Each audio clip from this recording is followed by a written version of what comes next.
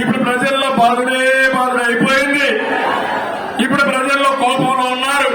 ఇప్పుడు మళ్ళా కొత్త నాటకాలకి కొత్త డ్రామాలకి తెర తీశాడు. అవునా కాదని అడుగుతున్నా. నేను కూడా ఖండించాను.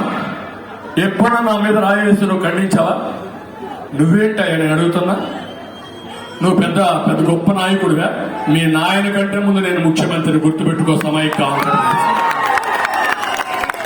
ఈ దేశంలో కేంద్రంలో ప్రభుత్వాలు ఏర్పాటు చేయడంలో నేను ముందుండే వ్యక్తిని.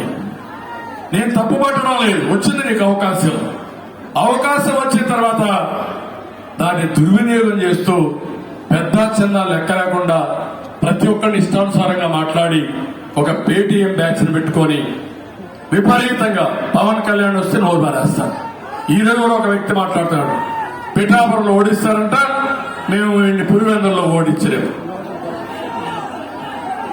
అంటే ఆంబోతుల మారిగా వస్తారు, ఇష్టానుసారంగా మాట్లాడతారు.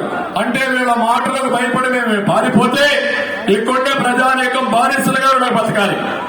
వాళ్ళు వేసే ఎంగిలి మెతుకలు మీరు తిని నోడెత్తకుండా మీ జీవితాంతం బాధపడుతూ మీరేం అడగకుండా డబ్బులు ఇమ్మంటే డబ్బులు ఇవ్వాలా, ఓటేయమంటే ఓటేయాలా.